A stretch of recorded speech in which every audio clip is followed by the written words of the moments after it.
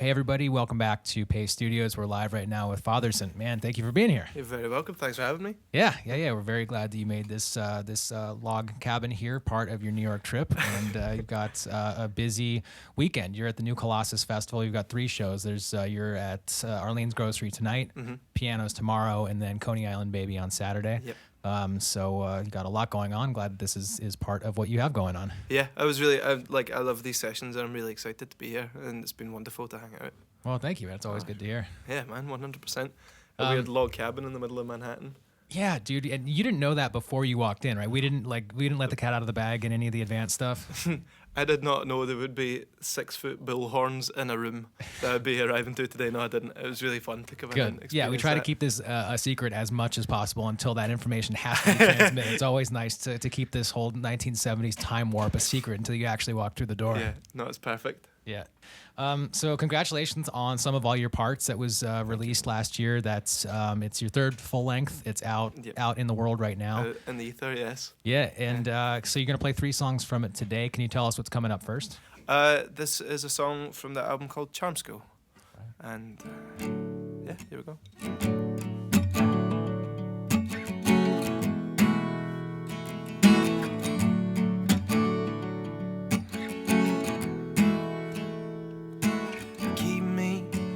Picture you never loved me back.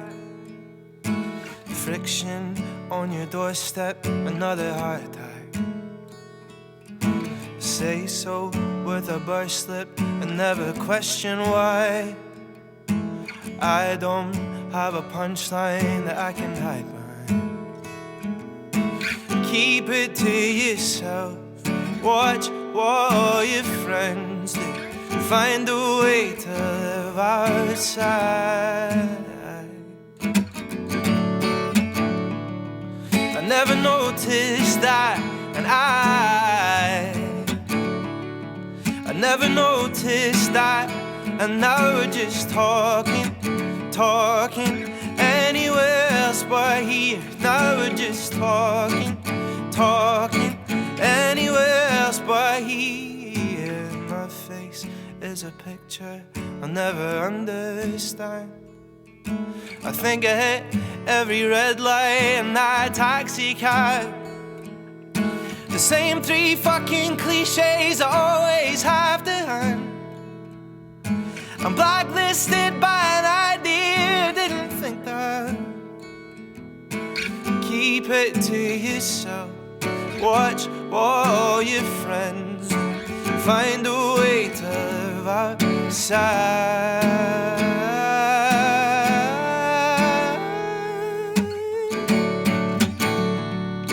I never noticed that, and I never noticed that, and now we're just talking anywhere else but here. Now we're just talking anywhere else but here.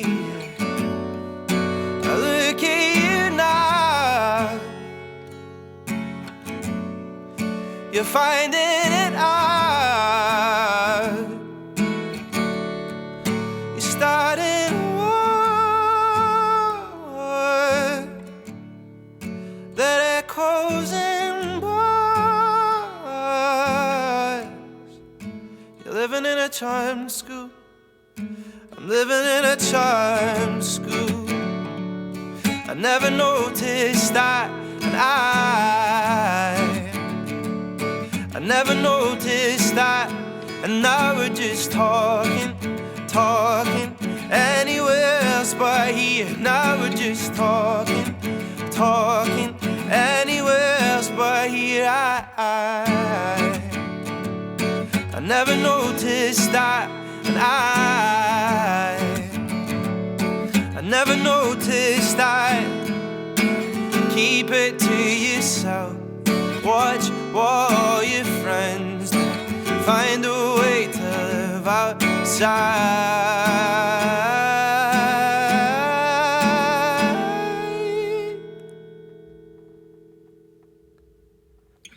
Cheers.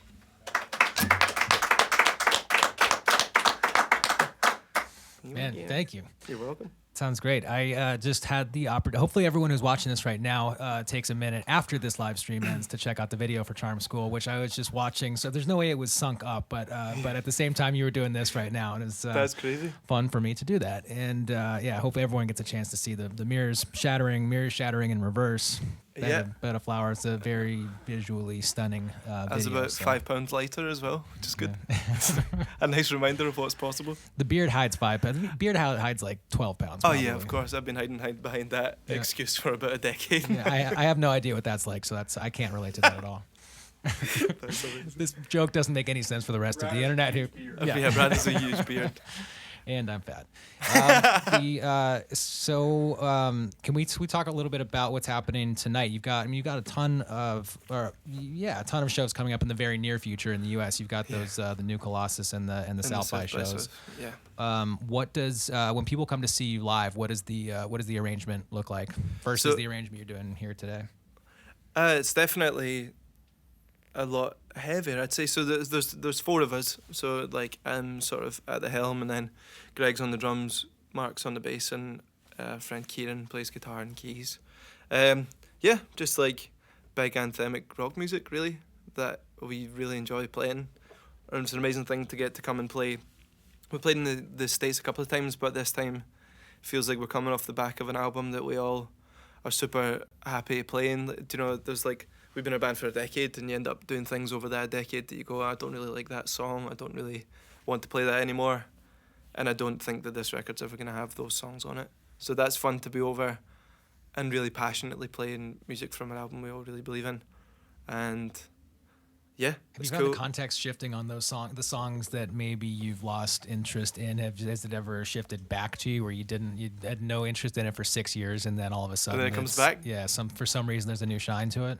I think, and this is a really strange way to look at it, but I think a lot of people are probably in the same boat, is that people fall, especially in bands, like you fall out of love with the singles because that's what you have to do and that's what you have to go and play to everyone, and that kind of, you fall in love with the deep cuts. Do you know what I mean? Like there's 2 songs on the album that go out for people to hear, and there's 10 songs that almost feel like more nurtured and more expressive as a band. And I always think that bands love playing the songs that maybe half the audience never even got to on the album. Yeah. And I think that sometimes when you play a song to death, so if you put one record out and then you go in the next album campaign, you still need to play the 1 or 2 big songs from that album, and then once you get 3 albums in, you're going back and you're rehashing that, and you've maybe played those songs at every show for 7 years. Sometimes when you take one of them out of the set for a bit and then it goes back in, and it fulfills that space in the set that just you being fed up of it, your arrogance chucked out of the set, and then when you bring it back in and it feels amazing again, it almost has a sort of rebirth with you.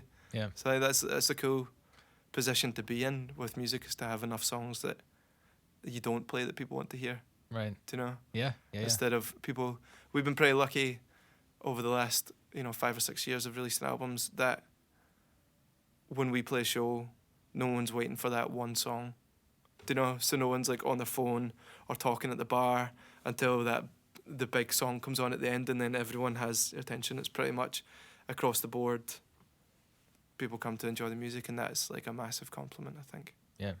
Well, man, thank you for coming here today and doing this. The first song that the stripped back acoustic arrangement is sounding outstanding to me. Hopefully you're having as much fun I'm playing having it loads as of fun, yeah. I am listening to it. And can you tell us what you're going to play second off of some of all your parts? This is maybe especially when it finished, it was definitely my favourite song from it, because it took probably the first 2 albums to write.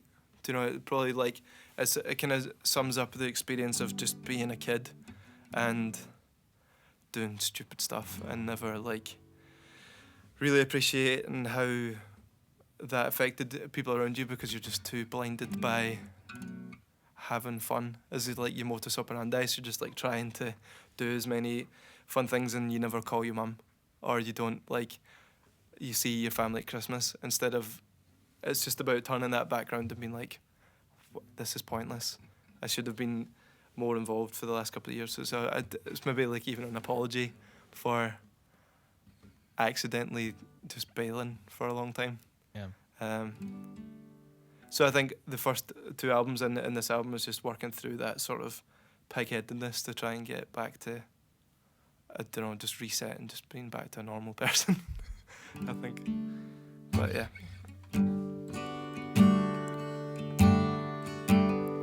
I'll try and call you tomorrow, but you know what I'm like. Excuses sound like a dial tone. I hear your voice recorded on the other side. Call me back when you get this. Start to think about Ray. When we talk about last night, I see my own reflection in the words you say. And now the drugs don't work the way they said they would. Feels like you just stand still, facing time alone to make it all brand new. The indecision clause. Saw you leaving in a hurry. Was it something that I said when I was molded in a corner? You said I think it might just all be in your head, but don't leave me hanging on the line. Don't leave me hanging on the line. Stayed there till my phone died. Walked home by the Clyde side. Oh, and now the drugs don't work the way they said they would. Feels like you just stand still, facing time alone to make it all brand new. The indecision clause. But hallelujah, I'm coming home. I'm sorry that it took so long. I was living in an idea in someone else's mind.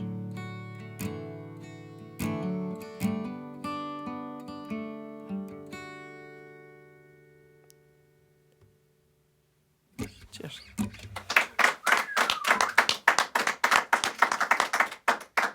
Thanks, man. I like that song a lot. Thank you very much. How is it going for you? Have you been successful in the path to reconnect and call your mom and do all those things that normal people are supposed to do? I think there's a bit of poetic license in there. Yeah. Yeah, the reconciliation has been cool. Good. It's yeah, no harsh feelings anymore. Everything's back to on an even keel. Well done. Thank you. Yeah. Can we talk about the production of the album a little bit? Of course. So you record. It was like a destination studio, right, outside of Leeds. Can you talk a little bit about how the working with Claudius and being in that environment made its way into the vibe of and the DNA of the record? I think the process actually with Claudius started before we even got to there, because we'd been talking about doing this album, and then somehow this like amazing producer got involved. You know, it just seemed to be like an email got sent one day, and then we were on Skype to this guy the other side of the world, and he was like, "Yeah, let's make an album." So we had a little studio in Glasgow that we were able to set up live in and track in for about 6 months, maybe 9 months, and we would go in every other day and would write some music and we'd track it and we'd see what we thought and then we'd demo it and stuff. So from our point of view, we'd been tracking all of this live for so long that was how we wanted to approach making the album. So we wanted to record it live and that to be the sort of essence of it. And in the past we've spoken to a few people about doing things like that and they've always sort of been quite worried about it. I think everyone's quite quick to multi-track and take it all down and spend a week on the drums and then spend a week on this and spend a week on that, and that really wasn't what we wanted. So we spoke to him and he kind of said that without us even having to mention that. He's like, oh, I like the demos I've heard so far, I like the live vibe, I want that to carry on. And then we were like, perfect. So we had a couple of Skype conversations and then we picked this place outside Leeds because it used to be a chair factory. So it was a chair factory that turned into a residential studio at the end of just like a normal street. It was the most unassuming place ever. There was like 2 car parking spaces in a chair factory and like 12 houses. Like, so it was really a nice place to just go and hang out. Yeah. Because it was big. There was loads of cool stuff there. The guy who owned it had just been collecting vintage instruments and amps and guitars and stuff for years. So it was like a hobby studio turned commercial, which is like the perfect thing if you want to just go and live for a month and make music. So make that stuff, yeah. It was so cool. Did any of the demos make the record, or was it all of the lead sessions, or did any of those initial tapes end up on the actual finished record? No, none of that made the record. But the way we wanted to transfer that was that we decided on the 10 tracks that we were going to do and then recorded them in sequence. So we had this, like, over 10 days, we tracked everything, and then we took, if we found like a better snare drum sound on day 7, we could then like set back up for the other song, re-record that with this new snare drum sound. So it was a bit like forward and back, choppy changey, but I thought that it just brought this sort of vibrancy to it, and we got to just hang out with each other and make music, and like the infinitely lucky people to be able to do that with your life, you know, to meet someone. And by the time we recorded that album, we'd been on tour. So the last album, Open Book, the second album, we'd pretty much been on tour since that came out, and I don't think Mark, Greg or I had been out of each other's company for about 300 days by the point we met Claudius. Mm-hmm. So that's like, we've been friends since we were kids, so like to come into like 3 guys that essentially speak their own language with each other and slot in was this amazing connection that it's just very opportunistic and once in a lifetime. I don't think those things happen very often. So to find someone that not only could make incredible sounding music, but to make that like 4 old friends in a weird chair factory outside Leeds, it was an amazing experience, and it definitely shows how much fun we were having in the album and in the way that it sounds, I think. Nice. Well, Sum of All Your Parts is the album. I wish it was called 4 Friends in a Weird Shared Factory outside of Leeds. But Sum of All Your Parts is it, and the first 2 songs have sounded great. And can you tell us what you're going to do third today? This is a song from Sum of All Your Parts called The Landscape.